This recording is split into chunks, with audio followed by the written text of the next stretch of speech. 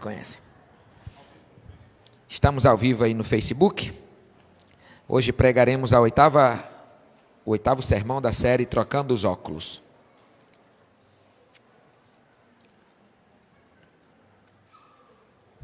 Sete e meia. Feche seus olhos, vamos orar. Pedir a Deus que nos ajude. Talvez essa seja uma das... Estou entrando num pedaço da série que para mim é dos mais perigosos.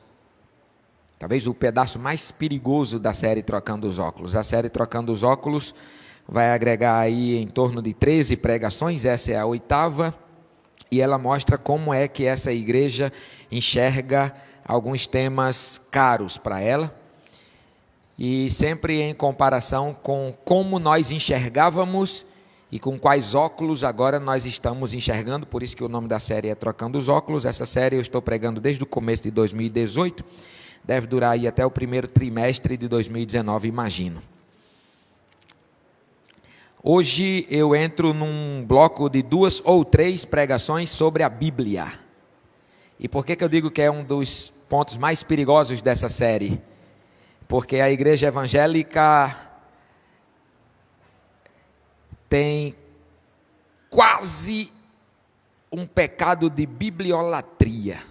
Então, falar de Bíblia é um negócio muito perigoso, dado o nosso nível de, às vezes, uma devoção ao livro tão esquisita ao próprio livro que a gente pode chamar de bibliolatria, uma idolatria à Bíblia. Ao mesmo tempo que eu não posso de jeito nenhum tirar a importância dela. Então, por isso que eu julgo que é um grupo aí de 2 ou 3 pregações muito perigosas. Pai amado, cuida de nós, colocando azeite em nossos corações, para que alguma palavra que for mal interpretada ou mal dita, o Senhor possa aplainar em nossos corações, em nossas vidas. Não é fácil pensar, e nessa série de pregações nós temos a tarefa de pensar paradigmas, conceitos inquestionáveis tantas vezes, para a história da igreja, para a tradição da igreja, não necessariamente para o Senhor. E às vezes algumas coisas podem engasgar na nossa garganta como uma espinha de um peixe. Cuida para que isso não aconteça e nos enche da sua sabedoria. É nossa oração em nome de Jesus. Amém. Quem lembra qual foi o último texto que eu usei aqui na última ou penúltima pregação? Acho que foi a penúltima pregação que eu fiz. Deixa eu refazer a pergunta. Quem lembra de uma pregação recente que eu fiz no texto de de João, capítulo 5, sobre Jesus e o paralítico de Betesda? Lembram? Foi uma pregação que eu disse, tinha uma segunda parte, mas não deu tempo a entrar nela. Lembra disso? Vamos deixar para um outro momento. Então, hoje nós partiremos daquela pregação, desse outro momento. Então, o texto base dessa pregação, e talvez eu não termine esta hoje, é o que nós lemos agora há pouco, na altura do versículo 30 e um bocado aí, do capítulo 5, mas nós vamos retomar de onde eu parei naquele dia. Eu vou pegar aqui outra Bíblia, hoje, por coincidência, eu trouxe 2, e eu vou pegar essa vermelha aqui, porque ela é a Bíblia de Jerusalém, e os textos nela são mais pedagogicamente divididos. Então, deixa eu só refazer aqui esse arranjo. E aí, para quem tiver com falta de Bíblia, ó, temos 2 hoje, fora as do celular. João capítulo 5, essa é grossona, né? Isso aqui é uma Bíblia muito preciosa, uma das versões em português mais fiéis aos manuscritos mais antigos. Então, se você quer ler uma versão que seja mais aproximada daquilo que é mais parecido com o que saiu da pena do escritor, Bíblia de Jerusalém é uma delas. Veja a partir de onde eu parei, que é o fim do versículo 9. Então, só para você se ambientar, Jesus chega em Jerusalém, possivelmente na festa da Páscoa, e ao invés de ir ao templo, ele vai ao tanque de Betesda. Tanque de Betesda era um lugar onde os miseráveis ficavam, e Jesus deixa de ir para o lugar onde os religiosos estavam e vai para o lugar onde os miseráveis estavam, e ali ele cumpre uma grande tarefa em libertar um homem que tinha mais de 30 anos, se eu não me engano, 38 anos, paralisado por uma doença que o acompanhava. E eu termino aquela pregação no fim do versículo 9, quando diz: ora, esse dia era um sábado. Achou aí? O fim do versículo 9, ora, esse dia era um sábado. Bom, começa então um pedaço muito precioso do capítulo 5, ou do 5º capítulo do livro de João, que vai falar muito da relação entre Jesus e aquilo que se entendia como dogmas, doutrinas das escrituras sagradas da época de Jesus. Quando eu falar escrituras sagradas da época de Jesus, entenda que eu não estou falando do Novo Testamento, eu estou falando apenas daquilo que chegou às nossas mãos com o nome de Antigo Testamento. E aí Jesus faz uma cura, bonito, tudo ok, tudo perfeito. O sujeito era um miserável, agora é um cara que vai promover a sua própria vida com suas próprias mãos e por aí vai, foi reestabelecido na sociedade, mas há um problema naquela cura que, segundo a interpretação dos doutores da lei da época de Jesus, principalmente 3 grupos: escribas, fariseus e saduceus, que também era um grupo que entendia muito da lei. A cura tinha sido legal, mas o problema é que tinha sido no sábado. Então, o texto vai seguir, e se você for ler em diante, eu não vou ler, mas se você for ler até do versículo 10, até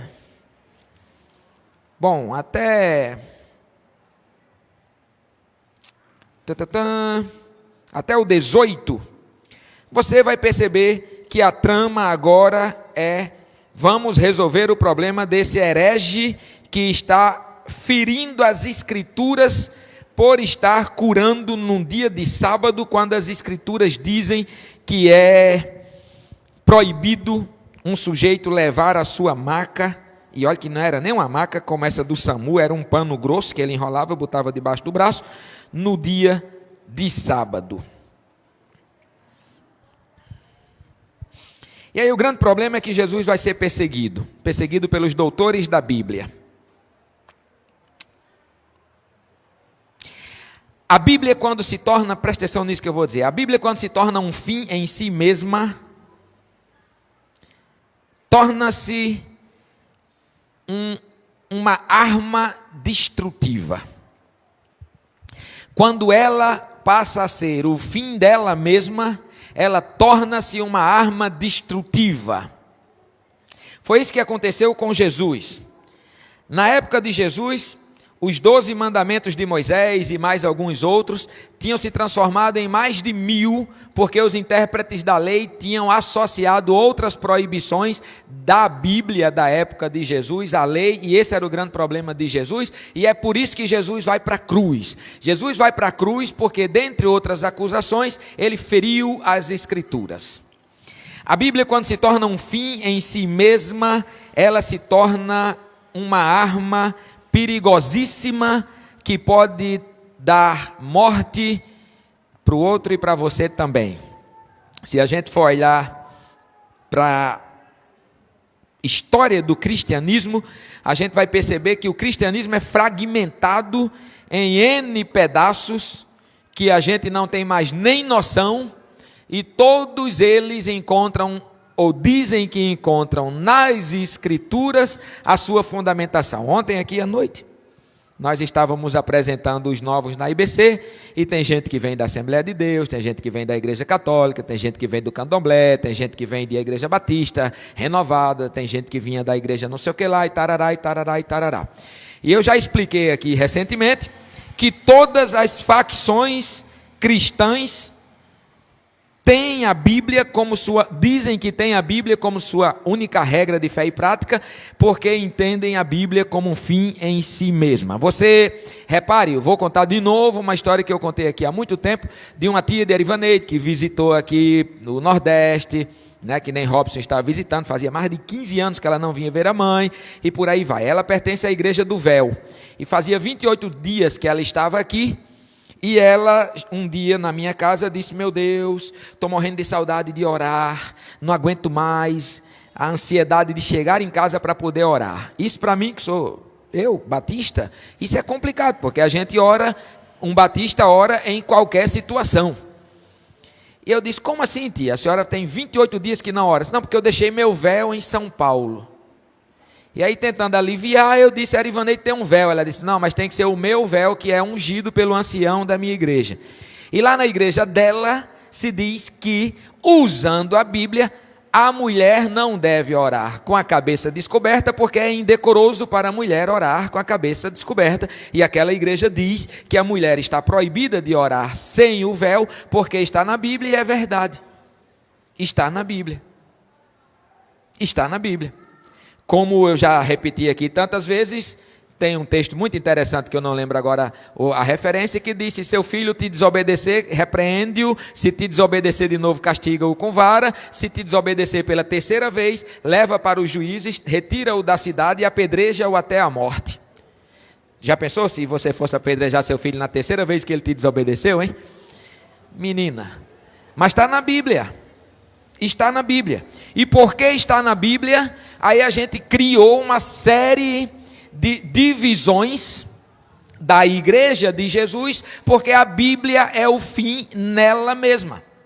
Por que que você não é, talvez você nem saiba, mas por que que você não é presbiteriano? Porque você é batista. A massa não está nem aí para isso. Por exemplo, eu não sou presbiteriano. Eu digo isso em todo canto. Eu não sou presbiteriano porque quando eu vim morar em Recife, no Curado 4, que foi o bairro que eu fui morar, não tinha igreja presbiteriana, mas eu queria ir para uma igreja presbiteriana. Eu não sabia nada de presbiterianismo, mas eu gostava do jeito da igreja presbiteriana. Me tornei batista por acidente. Estou aqui, pastor batista, por acidente. Eu nunca pensei que o batismo certo é o batismo por mergulho e que o presbiteriano, quando batiza por economia de água, aspersão, é um batismo errado. Aprendi isso na escola dominical, que o batismo certo é o mergulho. Ora, mas quem disse que o batismo certo é o mergulho? Vai dizer isso para um presbiteriano. Vai dizer para um assembleano que o batismo com o Espírito Santo não é evidenciado no dom de falar em línguas estranhas. Ele vai te chamar de herege. Está lá na Bíblia. Está lá na Bíblia. Como está na Bíblia também, muita gente batizada pelo Espírito Santo que nunca falou em línguas estranhas. Está na Bíblia. Na igreja primitiva, a Didaquê, que é um dos primeiros documentos, dizia: batize mergulhando se não tiver, batize molhando se não tiver, batize aspergindo, e se não tiver, se for no sertão, batize com areia, mas batize. Mas a gente fica dividindo igreja por causa de batismo, dizendo que a Bíblia diz coisas que a Bíblia não está nem aí. A Bíblia não está nem aí se você foi batizado com pouca água ou com muita água. Mas às vezes a gente barra uma pessoa, não acontece isso nessa igreja de jeito nenhum, mas é comum numa igreja batista, um presbiteriano santo, crente, convertido, mas chega na igreja batista e para se tornar membro, ele tem que se rebatizar, porque o batismo dele não valeu. Ora, está na Bíblia? Está na Bíblia. É bíblico? Não é bíblico. Está na Bíblia, mas não é bíblico. Está na Bíblia que a mulher tem que orar com a cabeça coberta? Está na Bíblia. É bíblico? Não é bíblico. Porque nem tudo que está na Bíblia é bíblico e nem tudo que é bíblico está na Bíblia. Porque está na Bíblia que você tem que matar seu filho quando ele te desobedecer pela terceira vez. Mas isso é bíblico? Ou seja, isso é um princípio de Deus para as nossas vidas? Está no texto. Mas isso é princípio de Deus para as nossas vidas? Está na Bíblia que a gente não pode comer camarão.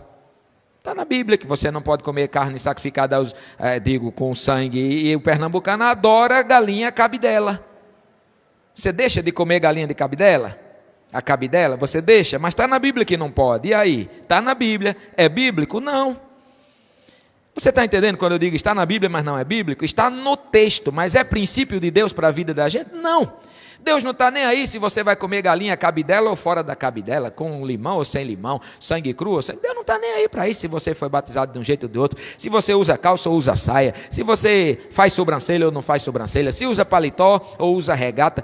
Deus não está nem aí. Então, um monte de coisa está na Bíblia, está no texto, mas não necessariamente é princípio de Deus para as nossas vidas. E aí eu passaria o resto da noite achando amparo bíblico para o que você quiser que eu ache. Inclusive, hoje, por causa do livro sagrado, alguns radicais islâmicos matam pessoas, como alguns radicais cristãos, por causa do texto bíblico, também matam pessoas. Quando apedrejaram, logo depois que mataram Jesus, apedrejaram Estevão. E apedrejaram Estevão por causa de uma coisa que eles entendiam que estava no texto sagrado. E ele transgrediu, e por isso ele foi morto. Quando a mesma Bíblia diz, não matarás. Está entendendo? Então, nem tudo que está na Bíblia é bíblico. Ou seja, quando eu digo isso, eu estou dizendo, nem tudo que está no texto é princípio para nós. Desculpa, eu não desliguei o celular. Cacildo, é você que está ligando para mim? Faça isso não, rapaz. Gente, eu vou explicar porque que eu não fiz isso. É porque eu passei a noite de sexta até hoje, todos os dias, sem poder botar esse bicho no silencioso, por causa do nascimento de Melinda. Aí, desculpa, mas não vai mais acabar com o raciocínio, não. Você está entendendo o que é que eu estou querendo dizer com nem tudo que está na Bíblia é bíblico, e nem tudo que é bíblico está na Bíblia? Quer ver uma coisa? Faça a tua parte que eu te ajudarei. Isso é um negócio que a gente diz muito dizendo que está na Bíblia. Está na Bíblia? É bíblico? É, gente. É lógico que é bíblico. O cair é do homem e o levantar é de Deus. Está na Bíblia? Está na Bíblia? Não. É bíblico? Lógico que é. Deus levanta o homem caído. É bíblico. Eu estou dizendo que o texto, escute, entenda pelo amor de Deus e não se engasgue. Eu estou dizendo que o texto, pelo texto, como um fim em si mesmo, pode fazer com que a gente faça os maiores absurdos do mundo. Em nome da fé, em nome de Deus, em nome da Bíblia e dizendo é bíblico. Não? Exemplo concreto. 1 milhão de denominações cristãs, todas dizendo somos bíblicos. Pronto, exemplo concreto. O presbiteriano vai dizer, nós sabemos que os que estão destinados à salvação não perderão nunca essa salvação, os que estão destinados à perdição nunca obterão a salvação. Está na Bíblia? Está na Bíblia. Você vai achar. É um treco que se chama de doutrina de predestinação versus doutrina de livre-arbítrio, que eu não vou discutir isso nunca na minha vida, porque a Bíblia diz as duas coisas e eu não vou ficar na neura de querer dizer o que é que a Bíblia diz, se a Bíblia diz as duas coisas. Pronto, não entro nessa. Então, para que serve a Bíblia e o que é a Bíblia?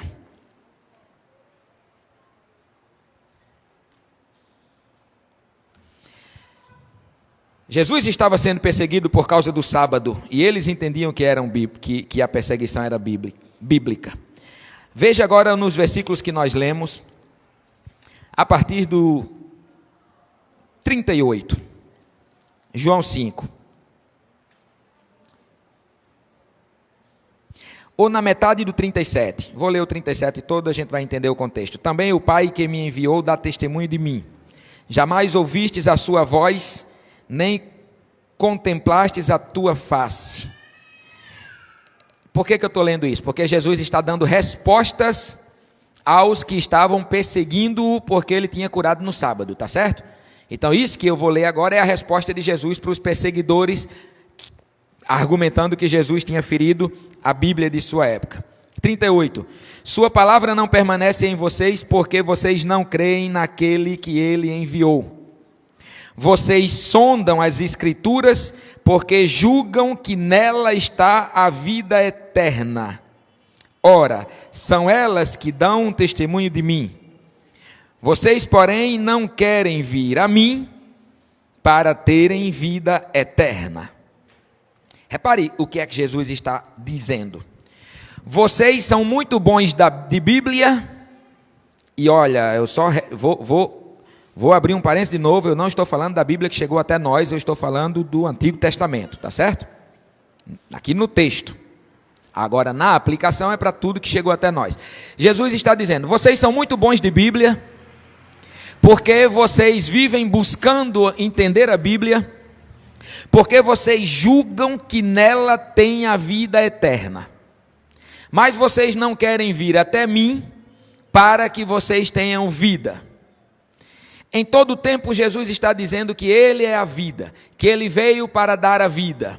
Eu sou a ressurreição e a vida. Eu vim para que tenham vida plena, para que tenham vida total. Mas Jesus está censurando aqueles homens que acham que a vida eterna é o texto, ou está no texto e não necessariamente no Jesus. É isso que Jesus está dizendo. Vocês são doutores da Bíblia porque vocês julgam que nela está a vida eterna, mas não querem vir a mim que dou a vida eterna, ou que dou vida.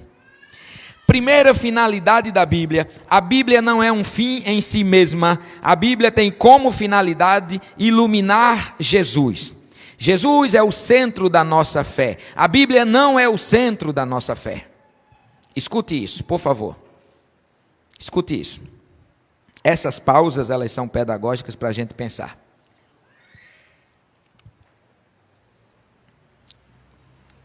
Quem está dizendo isso não sou eu, é o texto. Jesus é o centro da nossa fé, não é a Bíblia, certo? Quem está dizendo isso não é Zé Marcos, quem está dizendo isso é Jesus. Vocês consultam as Escrituras porque julgam ter nelas a vida eterna. Ora, são elas que dão testemunho de mim, mas vocês, porém, não querem vir a mim para terem a vida. O centro da nossa fé é o Jesus Cristo, que é o ápice da Bíblia. A Bíblia tem uma finalidade: iluminar Jesus. Todas as vezes que nós olharmos para o texto da Bíblia, temos que ter todo o cuidado do mundo para não olharmos para o texto pelo texto, no texto, porque senão a gente morre e mata. Mas a lupa que a gente tem que colocar ao olhar para o texto da Bíblia é Jesus, porque a Bíblia só tem uma serventia: iluminar Jesus. É por causa da Bíblia que Jesus é conhecido por nós e ela serve para isso, iluminar Jesus. E nós não somos imitadores da Bíblia, nós somos imitadores de Jesus. A Bíblia é um meio, Jesus é o fim. Você está entendendo isso que eu estou dizendo? De maneira que a gente diz, e a gente aprendeu, e Melquisedeque me ensinou, que a Bíblia é a nossa única regra de fé e prática. E isso é um princípio para todas as denominações evangélicas. A Bíblia é a nossa única regra de fé e prática. E eu estou dizendo que Jesus é a nossa única regra de fé e prática. Amém? É isso que eu estou dizendo. E eu espero que você vá ruminar isso. Que sutileza tem aí? Porque há sutileza aí, e por isso que essa pregação vai se desdobrar em mais uma ou duas pelo menos. Ou eu uso a Bíblia como Jesus como paradigma central, ou a Bíblia perde a sua validade como guia da minha vida. Jesus é todo o centro da Bíblia, de Gênesis a Apocalipse, Jesus é o centro da Bíblia. O texto diz: se uma mulher for pega em adultério, apedreja-o. Jesus diz: não te condeno, vai e não peques mais. Então, qual é o eixo da nossa fé? É o texto que manda apedrejar, ou é o Jesus que tem misericórdia e amor? É o texto que nos aponta para Jesus que tem misericórdia e amor. Eu não estou dizendo que a Bíblia não tem validade, mas eu estou dizendo que sem a lupa de Jesus, ela se torna uma ferramenta mortal para você e a partir de você. Você está conseguindo entender isso? Sem Jesus, a Bíblia é mais um livro religioso que pode inclusive ser uma ferramenta, como foi em 2000 anos de história, em alguns momentos, que é usado para promover as guerras, as mortes, a retirada de vida, a ausência de paz, a exclusão e por aí vai. Sem Jesus, a Bíblia se torna um instrumento perigosíssimo. Sem Jesus, a Bíblia não cumpre a sua finalidade, porque ela não é o fim nela. O fim dela é iluminar Jesus. De maneira que eu preciso conhecer o texto, conhecendo Jesus, porque o texto pelo texto, sem conhecer Jesus, me levará a fazer loucuras que Deus não quer que eu faça em Cristo Jesus. Por isso que sem Jesus o que está na Bíblia não é bíblico. O texto por si só não pode ser aplicado. Recentemente, uma das bandeiras de campanha presidenciais foi a austeridade para com os criminosos, mais acentuada ou menos acentuada. Então imperou a frase bandido bom é bandido morto de um lado, direitos humanos é para proteger bandido, ou então imperou do outro lado outras frases, e aí a gente foi vendo frases desse tipo. E eu fui conversar com um pastor sobre esse tipo de coisa, e o cara me deu um banho de Bíblia, argumentando que o ruim tem que morrer. Um banho de Bíblia, e dá mesmo. Eu posso dar um banho de Bíblia para chegar no Aníbal Bruno e fazer o que um pastor sugeriu.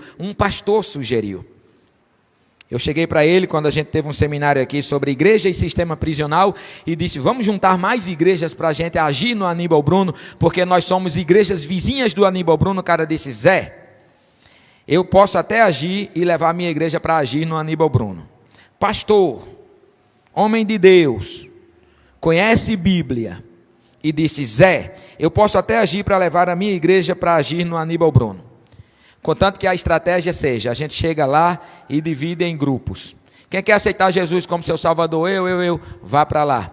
Quem não quer aceitar Jesus como seu Salvador, vá para lá. Quem quer continuar sendo um bandista, candomblessista, vá para lá. Quem quer continuar sendo ateu, vá para lá. Pronto. Aqueles que aceitaram Jesus como Salvador estão salvos. Agora a gente junta todo mundo e toca fogo e mata todo mundo. Aqueles vão para o céu, o resto vai para o inferno mesmo. Se for assim, eu vou. Mas não venha me pedir para botar a minha igreja para entrar ali dentro para falar para aqueles caras não, que eu não vou não. E esse cara deu um banho de Bíblia. Um deles é uma orientação de Deus para Saul, que quando entrasse no país, eu acho que de Moabe, matasse todo mundo, pegasse os cavalos, cortasse a perna pelo meio, ovelhas, todo tipo, gente grávida desce na barriga para matar de uma lapada só os dois, está na Bíblia. E o sujeito disse, olha aqui, Deus é amor, mas também é justiça, então pode matar em nome de Deus. Está na Bíblia. Por que a gente diz isso? Porque Jesus não é a lupa, a Bíblia é a lupa. E aí é o perigo. Porque a Bíblia por si só, sem a lupa de Jesus, ela pode ser um instrumento perigoso. Você está entendendo isso? Se não tiver, eu tenho mais 2 pregações para explicar esse eixo que eu estou pregando sobre Bíblia. Outra serventia da Bíblia, revelar o plano de Deus em Cristo. Em Cristo. Se você pega a Bíblia de capa a capa, você vai ver 2 trechos muito interessantes da Bíblia, um no começo, outro no fim. O do começo é Gênesis 3, da queda. Eu não vou ler, vocês sabem, na queda tudo é desarmonizado. As relações entre Adão e Eva, homem e mulher, as relações de gênero desarmonizadas. Interessante que no capítulo 2, quando Deus cria o homem e a mulher, no hebraico diz, esta é a Ishá, I-S-H-A, porque do Ish foi tirada. Ou seja, esta é a mulher, porque do homem foi tirada. Ish e Ishá é a mesma palavra. Os dois são a mesma coisa. Não há diferença na criação de homem e mulher. Deus criou tudo para uma complementariedade perfeita. Mas no capítulo 3, por causa do pecado, a mulher vai ser submissa ao homem. Produto do pecado, não é vontade de Deus. Nem deve ser a ação na igreja, porque nós somos pessoas restauradas por Jesus, logo tudo que desarmonizou-se por causa do pecado, tem que ser reharmonizado, primeiramente e principalmente as relações pessoais, por causa de gênero, por causa de cor de pele, tudo isso é produto do pecado que a gente tem que deletar da nossa prática, porque nós somos novas criaturas em Cristo Jesus, amém? Então veja, tudo foi desarmonizado. Relação gente e bicho, relação gente e natureza, tudo foi desarmonizado. E você vai para o Apocalipse, capítulo 21 e 22, e é bonito, porque tudo é reharmonizado. O jardim do Éden dá lugar a uma cidade santa. O jardim do Éden de Gênesis 2 e 3 dá lugar a uma cidade santa de Apocalipse 21 e 22. E assim como antes do pecado havia harmonia em todas as coisas, em Cristo a harmonia será restaurada em todas as coisas. Leia depois esses 2 últimos capítulos. E a Bíblia toda, de Gênesis 3 a Apocalipse 21, de miolo a miolo, é a luta de Deus para restaurar de novo tudo que Ele fez, e Cristo é o grande garantidor dessa restauração quando Ele começa a reinar nas nossas vidas. Então o texto sagrado serve para que a gente entenda que Deus está em missão, rearrumando a casa novamente. O texto sagrado não serve para fazer batista e assembleano uns aqui e outros lá, católicos e protestantes uns aqui e outros lá. Não serve para isso, mas serve para jogar luz em qual é a missão de Deus. E eu vou adiantar para o terceiro ponto e depois eu sigo em outras semanas. O texto sagrado, abra em 2 Timóteo 3, versículos 17 e 18, e esse eu vou abrir, porque é um texto muito bonito, que a gente deleta o finzinho dele, e eu sou invocado quando a gente deleta coisas da Bíblia. Quando a gente lê Mateus 6,33 e diz: buscar em primeiro lugar o reino de Deus e as demais coisas vos serão acrescentadas, e a gente deleta a justiça, eu fico injuriado. E aqui é um trecho que a gente deleta demais. 2 Timóteo, capítulo 3, versículo 16 e 17, eu disse 17 e 18, nem tem 18, viu? Nem procure, que você vai passar o resto da noite e não acha. 2 Timóteo 3, 16 e 17. Veja para que serve a Bíblia. Toda escritura é inspirada, e eu não estou negando, não sou louco de negar que Deus inspirou esse negócio que meu braço está embaixo. Isso aqui é maravilhoso. Não é à toa que desde os 18 anos de idade que eu leio todos os dias. Todos os dias. Estou com 43. Dá o quê? 20 e um bocado, né? 25. Todos os dias da minha vida. Acredito que é a palavra de Deus. Acredito que é inspirado. Acredito que é o maior registro da revelação de Deus para guiar a minha vida. Acredito. Acredito mesmo. E vai dizer: toda a escritura é inspirada por Deus e útil. Veja que ela não é um fim em si mesma, ela é útil, ela tem uma utilidade. Útil para quê? Para instruir, para quê? Refrutar, para quê? Corrigir, para quê? Educar em justiça, para quê? A fim de que todo homem ou pessoa, pode ler pessoa, de Deus, seja perfeitamente qualificado, para quê? Para quê? Para toda boa obra. Então a Bíblia não é útil para corrigir somente, para exortar somente, para alinhar as nossas vidas com a vontade de Deus somente. O que tem de igreja estudando a Bíblia para entender a Bíblia e ser doutor de Bíblia não é brincadeira. Estava 2 da manhã lá na maternidade Bandeira Filho, e aí um sujeito senta do meu lado e diz: o senhor é o pastor Marcos? Eu digo: rapaz, se eu fizer besteira, eu estou... Era um segurança lá do Bandeira Filho. Eu disse: eu conheço o senhor. Disse: é pastor. O senhor não lembra não que uma vez a gente conversou muito sobre teologia? Disse: onde? Lá na pizzaria, tal. Aí a ficha vai caindo. Disse: ah, sim. Ele disse: eu ainda estou com esse mesmo projeto na minha vida. E eu disse: qual é o projeto mesmo? Ele disse: estudar teologia. Eu disse: um bom projeto, mas para que você quer estudar teologia? Para entender a Bíblia. Eu digo: mas excelente, mas para que você quer entender a Bíblia? Para entender a Bíblia, pastor. Eu quero entender a Bíblia. Eu acho bonito quem sabe a Bíblia. Eu acho bonito quem abre assim, quem sabe de cor. Eu acho bonito quem fala grego, quem fala hebraico. Olha que negócio interessante. Teologia pode me fazer entender a Bíblia. E tem um bocado de gente indo para seminário para aprender a Bíblia. Mas a Bíblia não foi feita para aprender. A Bíblia não é feita para corrigir só para corrigir. Ela não é feita para exortar só para exortar. Tudo isso tem uma finalidade. E aqui vai dizer, a fim de que todo homem de Deus seja perfeito, qualificado para toda boa obra. A Bíblia serve para transformar o que eu creio em atitudes concretas. Se a Bíblia não transforma o que eu creio, se ela não mexe comigo, para transformar o que eu sei em atitudes concretas, ela se tornou um fim em si mesma, e eu sou a pior de todas as pessoas, e não vou ter muita justificativa diante de Deus, porque sou doutor na Bíblia, mas ela não transformou minhas atitudes concretas. A igreja se tornou perita em saber o que a Bíblia diz, mas pouco perita em fazer o que Deus quer que ela faça através do que a Bíblia diz. Ela é inspirada por Deus e útil para todas essas coisas, para que no fim todo homem de Deus, mulher de Deus, seja aperfeiçoado para toda boa obra. Entender a Bíblia do texto pelo texto é mortal também. Então, ao mesmo tempo, eu vou encerrar agora, ao mesmo tempo que está aqui em minhas mãos uma pérola preciosa, e aí eu vou continuar pregando sobre o livro e sobre a Bíblia, sobre as Escrituras. Ao mesmo tempo que eu estou aqui em minhas mãos com uma pérola preciosa, eu estou também com a arma mortal. Isso é uma obra preciosa de Deus, mas isso pode ser também uma arma mortal. Se isso não servir para iluminar Jesus, e ao olhar para isso, eu não olhar com os olhos de Jesus, é uma arma mortal.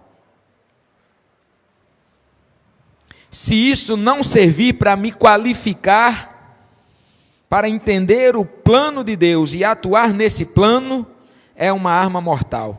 Se isso não servir para mexer comigo e abalar as minhas estruturas, corrigir a minha vida, para que eu faça a obra concreta que Deus quer que eu faça, é uma arma mortal. Então que nunca essa igreja idolatre a Bíblia, porque a Bíblia não é o fim em si mesma, ela aponta para Jesus, e Ele é o nosso alvo, e a Bíblia é o farol que o ilumina. Mais 2 pregações sobre a Bíblia, antes de você se remexer na sua cadeira, tá certo?